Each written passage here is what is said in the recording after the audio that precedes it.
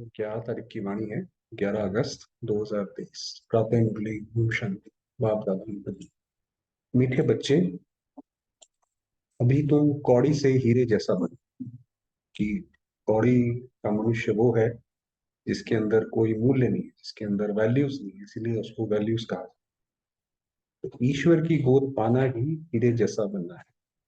श्रीमत तुम्हें हीरे जैसा बना देती है। जितना ज्यादा हम श्रीमत पर चलते जाते हैं उतना समाज में भी हमारा सम्मान, हमारा सम्मान भी ऊपर जाता है, और धन और तन दोनों की पूर्ति होती है। प्रश्न है, सतयुग में किसी को तो ताउसी तख्त यानी बादशाही और किसी को दास दासी या प्रजापति मिलता है। इसका कारण क्या है? सतयुग में ताउसी तख्त उन्हें मिलता है जो संगम पर ज्ञान सागर की पढ़ाई को अच्छी रीति पढ़ते हैं और धारण करते हैं। पढ़ाई को पढ़ना भी है, बुद्धि से समझने की बात है। बाबा ने कहा समझना भी है और धारण भी करना है। ज्ञान रत्नों का दान कर बहुतों को आप समान बनाते हैं, और जो गफलत करते देह अभिमान में आकर हंगामे मचाते, यहाँ इनसे बात करी उनसे बात करी, वो सब जो है इन्हें प्रजापत मिलता है। पढ़ाई पर ध्यान ना देने वाले ही दास दासी बन जाते हैं। जैसे आप देखिए, जिसके अंदर जितनी काबिलियत होती है, जिसने अगर पढ़ाई लिखाई अच्छी करी है वो आईएएस आईपीएस बन जाते हैं। जो नहीं करी है वो फिर दास दासी रह जाते हैं। इसी तरीके से सतयुग में भी है। ओम शांति। कौड़ी से हीरे जैसा बनाने वाले सिक्की लदे पुरुषार्थी बच्चे ये जानते हैं। कल की मुरली में भी बाबा ने बहुत प्यार किया था। तो आज तो शुरुआत से ही यहीं से, किसी की लदे पुरुषार्थी बच्चे ये जानते हैं कि माया का तूफान लगता है। बच्चे कौड़ी से हीरे जैसा बनने का पुरुषार्थ करते हैं, परंतु श्रीमत पर ना चलने के कारण फिर से माया का तूफान लगने से ज्योत बुझ जाती है। इस पर भी गीत है। बच्चों को अब मालूम पड़ा है कि हम सो पूज्य देवी देवता थे। अब हमें पता पड़ा कि हमारा जो पास्ट था वो क्या था। ये आत्मा सुनती है। बेहद के मोस्ट बिलेवेड बाप द्वारा उनकी ये महिमा गाई जाती है। वे ऊंच ते ऊंच भगवान है। सारी सृष्टि में उनको ही याद करते हैं, क्योंकि इस दुनिया में तो बरोबर दुख ही दुख है। ऐसा मत समझो कि सब मनुष्य बेसमझ है। समझते भी हैं कि प्राचीन भारत बहुत ऊंच था और सभी खंड अथवा धर्म थे नहीं, इसलिए भारत को प्राचीन कहते हैं। ये तो है कि भारत सबसे प्राचीनतम है, मगर वो प्राचीन होके भी महान कैसे है? ऐसा नहीं पहले गरीब था। बाबा ने कहा ये नहीं कोई जानते हैं। इतना समझते हैं, परंतु वह कैसे हुआ, कब हुआ, क्या था? सोने की चिड़िया, बस एक शब्द बोल देना कि भारत सोने की चिड़िया था, इससे तो कोई आगे अर्थ निकलता नहीं। सोने की चिड़िया का अर्थ पूरा बताओ, वो नहीं इतिहास में आता। तो बाबा ने कहा वो पता ही नहीं है कि कब था कैसे था। भारत फिर हीरे जैसा कब और कैसे बनेगा, चलो ये तो पुरानी बात हो गई। फिर दूसरी बात ये कि आगे कब बनेगा, ये नहीं जानते हैं। अभी तुम बच्चे सम्मुख बैठे हो, और जो परदेश अर्थात बाहर सेंटर पर रहते हैं वह भी सुनते हैं। हीरे जैसा बनाने वाला बेहद का बाप कहते हैं ये तुम्हारा अंतिम ईश्वरीय जन्म है।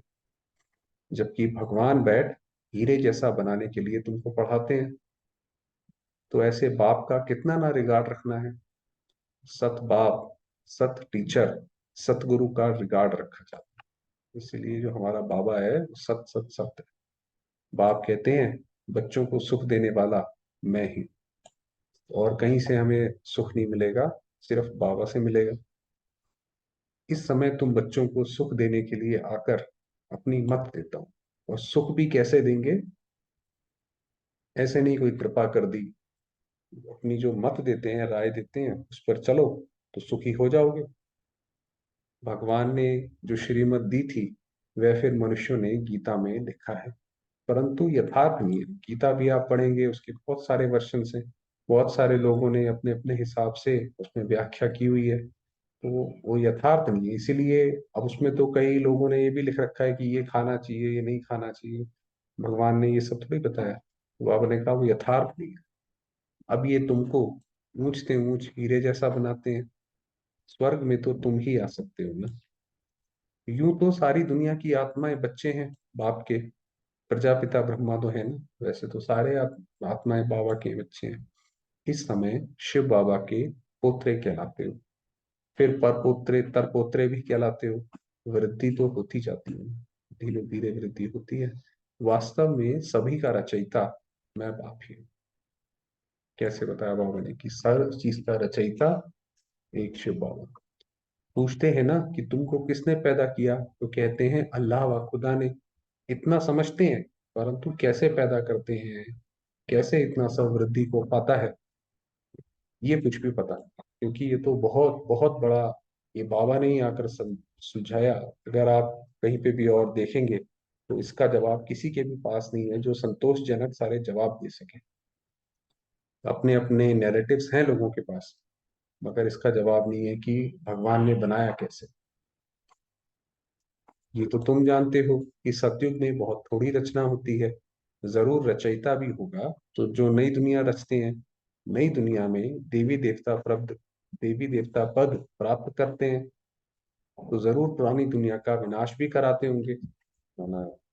ये तो ऑब्वियस है, ये कोई भी नहीं जानता कि भगवान आता है, कैसे वो सुख का सागर भी है, कैसे वो महाकाल भी है, और कैसे जो विनाश होता है वो भी अच्छे के लिए होता है। ये तो बहुत बड़ी बात है। अथाह किताब शास्त्र आदि लिखते हैं, समझते हैं ये फिलॉसफी के शास्त्र हैं। फिलॉसफी ज्ञान को कहते हैं, परंतु ये किसको पता नहीं है कि ज्ञान का सागर तो एक ही परम पिता परमात्मा है। वो तो फिलॉसफी का मतलब वो दूसरा ले गए। उसमें कोई ज्ञान थोड़ी है जो दुनिया में फिलॉसफी है, क्योंकि ज्ञान से तो समाज का उत्थान होना चाहिए, समाज ऊपर जाना चाहिए। अगर समाज में क्राइम और ये सब बढ़ता जाता है तो वो फिलॉसफी किस काम की है, वो तो फिर कोई फिलॉसफी नहीं है। तुम इस द्वारा नॉलेज पाकर हीरे जैसा बनते हो। ईश्वर की गोद पाना ही हीरे जैसा जन्म। तो जो कहते हैं भी मनुष्य का जन्म 84 लाख योनियों के बाद मिलता है, वास्तव में हम 84 जन्म जो पूरा करते हैं, और ये जो हमारा जन्म है वो हीरे जैसा जन्म, क्योंकि इस समय में बाबा मिला है। हम धीरे धीरे करके मूल्यवान बनते जाते हैं। हीरे जैसा बनाने वाला बाप हमको हीरे जैसा बना रहा है। बलिहारी इनकी गाई जाती है। सतयुग में तो बलिहारी की बात ही नहीं है, वहां तो ख्याल भी नहीं रहता। सतयुग में तो हमें कोई याद नहीं रहेगा कि कौन से बाबा ने हमें यहाँ तक पहुंचाया, कैसे कैसे हमने पुरुषार्थ किया। वहां ये कुछ भी नहीं रहेगा। अभी तुम जानते हो, हम अभी ना शूद्र हैं ना देवता, अभी हम ब्राह्मण हैं। तुमको ही सुदर्शन चक्रधारी कहा जाता है। यहाँ तुम सुदर्शन चक्रधारी बन विष्णु कुंड में जाकर राज्य करेंगे। सुदर्शन चक्रधारी कमल फूल समान तुमको यहाँ ही बनना है। यहाँ है पुरुषार्थ, वहां है प्रारब्ध। ऐसी बातें दुनिया में कोई नहीं जानते हैं। बाप कहते हैं माया ने तुमको तुच्छ बुद्धि बनाया। माया ने हमें ऐसे जो है हमारे अंदर विकार डाले कि हमारी बुद्धि तुच्छ हो गई, बड़ी बातें समझना खत्म हो गया, स्वार्थी हो गए तो तुच्छ बुद्धि हो गए। तुम हीरे जैसे देवता देवी देवता थे, पहले तुमको पता नहीं था। दुनिया में तो अनेक मतें हैं, कोई क्या कहते हैं कोई क्या कहते हैं। कोई कहते हैं मनुष्य मरते हैं फिर नए पैदा होते हैं, क्योंकि उनको तो आत्मा का ज्ञान ही नहीं है। वो तो कहते हैं भाई जैसे जानवर पैदा होता है ऐसे मनुष्य पैदा हुआ, खत्म हुआ तो सब कुछ खत्म। कोई कहते हैं कि जैसा संकल्प करते वैसा बन जाते हैं। अनेक प्रकार की मत वाले हैं। तुम हो श्रीमत पर चलने वाले। श्रीमत से तुम्हारी भी श्रेष्ठ मत बनती है। तुम ही जानते हो, सब तो नहीं जानेंगे। भल कोई लखपति पदमपति हैं, परंतु इस ज्ञान में आना बड़ा मुश्किल है। कोटों में कोई ही आता है, ये जो कोट का ना करोड़ों, तो ये बाबा का जो ज्ञान है इसमें करोड़ों में आप बहुत सबको सुनाएंगे तो उसमें से कोई एक दो निकलेंगे, क्योंकि साहूकारों पर लफड़े बहुत हैं। ड्रामा में नूंदी ऐसी है जो गरीब ही ईश्वर की गोद लेते हैं। ये रथ तो उनका है ना, बाप दादा दोनों इकट्ठे हैं। ये तुम ही समझते हो, इस रथ में ब्रह्मा बाबा भी हैं, वो शिव बाबा भी हैं, दोनों इकट्ठे हैं। निराकार भगवान को अपना शरीर नहीं है, तो जरूर लोन पर शरीर लेना पड़ेगा। तब तो भगवान उवाच हो ना, भगवान उवाच है तो भगवान उवाच कैसे करेंगे, जरूर शरीर में आकर ही उवाच करेंगे। श्री कृष्ण भगवान उवाच तो हो नहीं सकता। उनको तो झट सब जान लेते अगर श्री कृष्ण होते, क्योंकि गीता में आता है कि जब मैं आता हूं तो मूढ़मती लोग मुझे गाली देते हैं। श्री कृष्ण को कौन गाली देगा? वो तो देख के सारे मोहित ही हो जाएंगे। कृष्ण का तो मतलब ही होता है अत्यंत सुंदर। यह है निराकार, इसलिए इनको कोई जानते नहीं। आजकल बहुत मनुष्य वेश बदल कर कृष्ण का रूप धारण करते हैं, पैसे कमाते हैं, सब माया के मुरीद बन गए हैं। अभी तुम ईश्वर के मुरीद बनते हो। कोई तो 100% ईश्वर के मुरीद बने हैं, उनकी शरण ली है। मतलब ईश्वर के मुरीद माना जैसे ईश्वर के पीछे जाना, उसके प्रति समर्पित होना। बाबा ने कहा कोई कोई तो 100% हो गए कि बस यही बाबा है, यहीं से ही यही मेरा ठाव है, बस रुक गए यहीं पे आकर, तो 100% हो गए। बाकी सब माया, रावण की शरण में फंसे हुए हैं। बाकी सारे तो माया में, उनको तो भाई बेकार में आनंद आता है, वो कहते हैं भाई हमारा ये है। बाबा ने समझाया है कि खास भारतवासी सब शोक वाटिका में, सारी दुनिया ही लंका है। उन्होंने तो शास्त्रों में हद की बातें लिख दी हैं। बेहद का बाप बेहद की बातें सुनाते हैं। तुम जानते हो अभी हम ईश्वर की गोद में हैं। फिर हम नई दुनिया के मालिक देवी देवता बनेंगे। वहां तो माया होती नहीं है। सूर्यवंशी चंद्रवंशी बड़े साहूकार होते हैं। फिर जब वैश्यवंशी बनते हैं तब हीरे जवाहरात के मंदिर बनाते हैं। पहले पहले जो हीरे जवाहरात के मंदिर बनाते हैं वे ऐसे महलों में रहते हैं, इसलिए गाया जाता है कि भारत हीरे जैसा। तो भारत जो बोलते हैं कि भाई भारत हीरे जैसा था, सोने की चिड़िया था, तो आप सोचिए कितना सोना होगा। जब एक सोमनाथ मंदिर में इतना लगा दिया कि एक लुटेरे राजा को 17 बार उस पर आक्रमण करना पड़ा, तो फिर भारत में कितना होगा सोना। अब तो कौड़ी मिसल है, अब तो कुछ नहीं रह गया, अब तो बल्कि भारत ने उधार ले रखा है। ये है ही पतित दुनिया। भारत ही सचखंड पावन था, भारत ही अभी पतित खंड है। भारत को अभी हम पावन नहीं कहेंगे, अभी हम पावन बन रहे हैं। वहां तो है ही संपूर्ण निर्विकारी दुनिया। कृष्ण की कितनी भारी महिमा है। उनको झूले में झुलाते हैं, परंतु उनकी बायोग्राफी को नहीं जानते। तो इसीलिए बाबा ने कल कहा कि मनुष्य बहुत भोले हैं। भोले हैं माना जिसकी पूजा करते हैं, जिनके लिए इतना धूमधाम से मनाते हैं, उनकी बायोग्राफी को तो जानते नहीं, ये कब है, कहाँ है, क्या कर रहे हैं, वो सारी चीजें तो नहीं पता। और हमें क्या सीखने को मिलता है वो नहीं पता। तुम जानते हो अभी कलयुग है, भारत ही सतयुग था। बरोबर 84 जन्म भारतवासी ले सकते हैं। तुम जब अच्छी रीति समझाते हो तो मान लेते हैं। इस ईश्वरीय गोद से भारत हीरे जैसा बनता है। अभी जैसे हम बाबा की गोद में आए तो सारा भारत ही जैसे बाबा की गोद में, बाबा की छत्र छाया के नीचे आ गया। इसीलिए सतयुग का एक नाम शिवालय भी है। यथा राजा रानी तथा प्रजा, प्रजा को भी हीरे जैसा कहेंगे। सतयुग में जो प्रजा है, ऐसा नहीं है कि सिर्फ श्री नारायण बहुत सुखी हैं, उनको सारे सुख प्राप्त हैं, ऐसा नहीं है। प्रजा को भी सारे सुख प्राप्त हैं, वो भी वैसी ही है।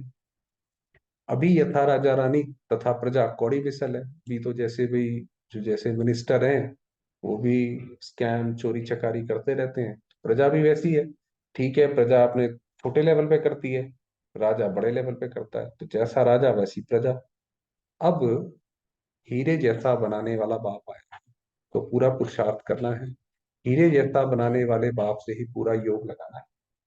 तुम जानते हो शिव बाबा से हम वैकुंठ का मालिक बनते हैं। पढ़ाई पर ही सारा मतलब है। पढ़ाई का ख्याल तो सबको करना चाहिए ना। घर में कामकाज करते भी ऐसा समझो कि हम गॉड फादर के स्टूडेंट हैं। हमारी पढ़ाई बिल्कुल ही सहज है। एक घड़ी भी आकर सुनना जरूर है। पॉइंट्स ऐसी अच्छी अच्छी निकलती हैं जो कोई समय अचानक ही इसको तीर लग जाता है। बाबा ने कहा बाबा जब ज्ञान सुनाते हैं, ये तो ज्ञान बाण है एक तरीके से, हमें रोज सुनने चाहिए। पता नहीं कौन सा हो जो हमारे मन को जाके एकदम लगे। इसलिए मुरली तो कैसे भी जरूर सुनिए। इसलिए मुरली कभी भी मिस ना करें। नहीं सुन सकते हैं तो कैसे भी करके पढ़ाई पढ़नी है। प्रबंध हो सकता है। पहले तो एक हफ्ता भी अच्छी रीति समझना है, फिर नई नई पॉइंट समझने लिए पढ़ना भी जरूर है, तो ज्ञान की ओर गहराई में जाते जाओ।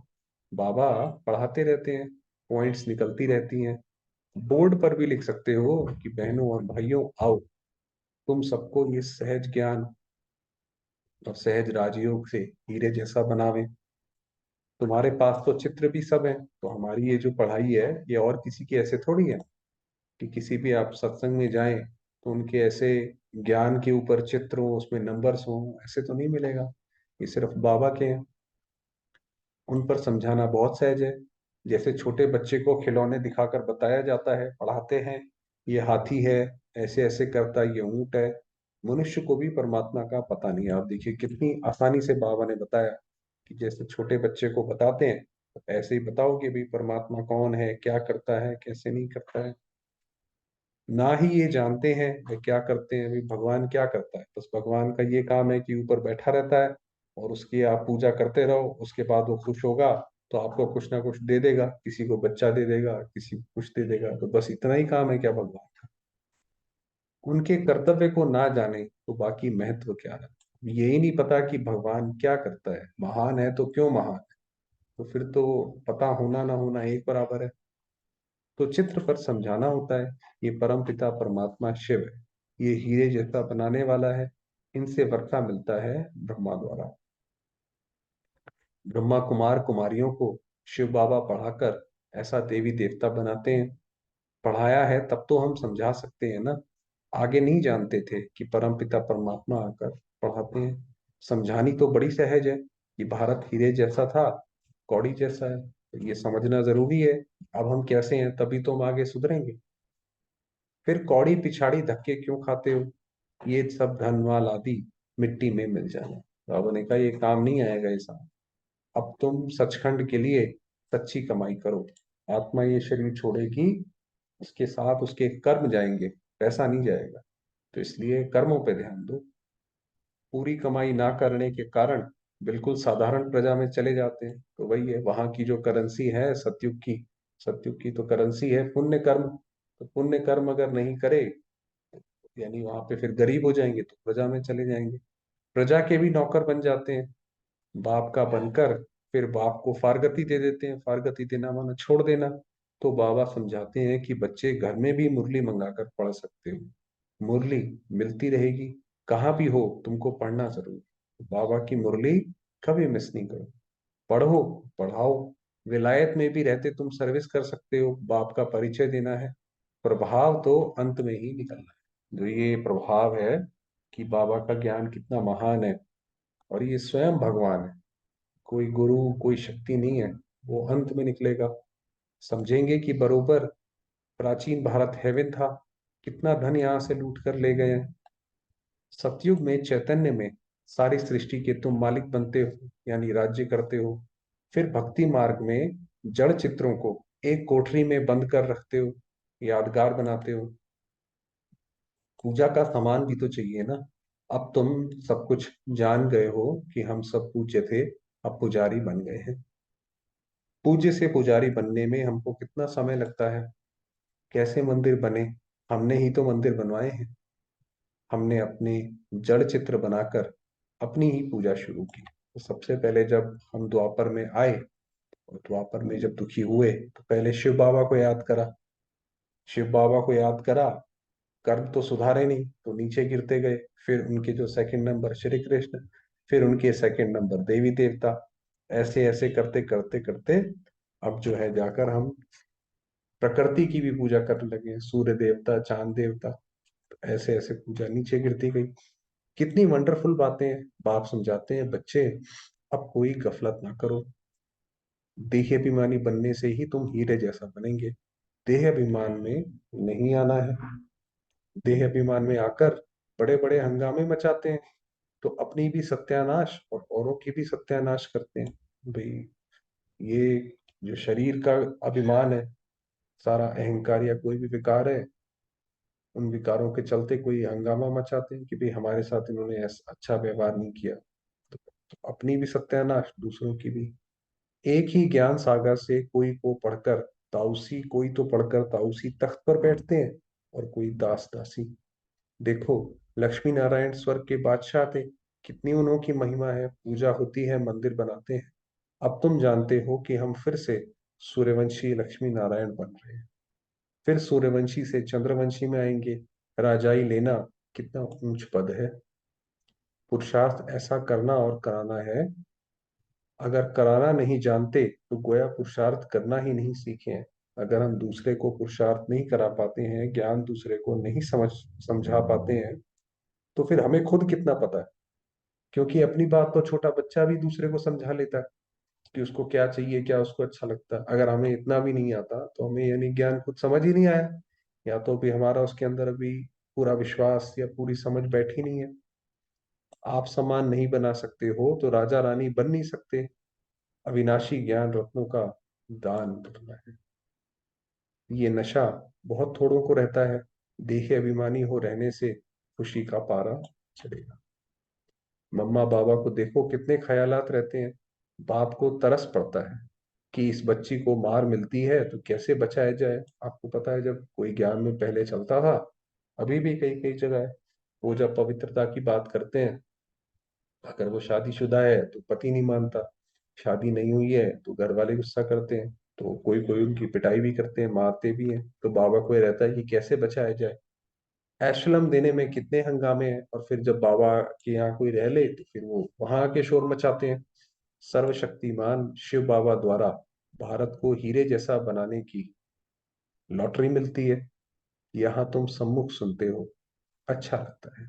बाबा डोज चढ़ाते रहते हैं। ये मुरली है, ये डोज है, इससे हमारा पारा चढ़ता रहता है। बच्चों को कदम कदम श्रीमत पर चलना चाहिए। अच्छा, मीठे मीठे सिखी लदे बच्चों प्रति माता पिता बाप दादा का याद प्यार और गुड मॉर्निंग। रूहानी बाप की रूहानी बच्चों को नमस्ते। हम रूहानी बच्चों की रूहानी बाप को याद प्यार और नमस्ते। धारणा के लिए मुख्य सार है, सुख देने वाले बाप, टीचर, सतगुरु का रिगार्ड जरूर रखना है। रिगार्ड होना, जो बाबा बताए उसको फॉलो करना, वो रिगार्ड है।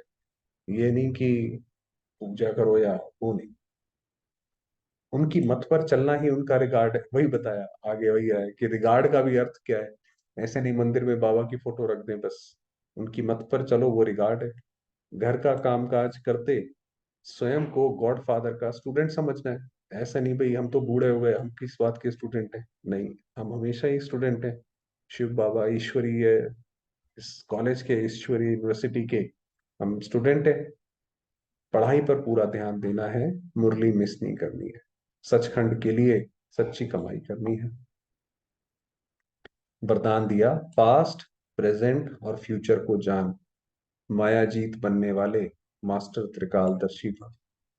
जो बच्चे तीनों कालों को जानते हैं वह कभी भी माया से हार नहीं खा सकते। क्योंकि वर्तमान क्या है और भविष्य में क्या होने वाला है, दोनों ही त्रिकालदर्शी आत्मा की बुद्धि में स्पष्ट रहता है।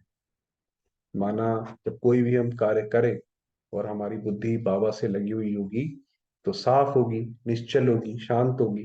तो पता रहेगा कि ये जब हमने पहले किया था या किसी और ने किया था, और इसका भविष्य में क्या होगा तो वो सामने दिखाई पड़ेगा। उसको बोलते हैं त्रिकालदर्शी।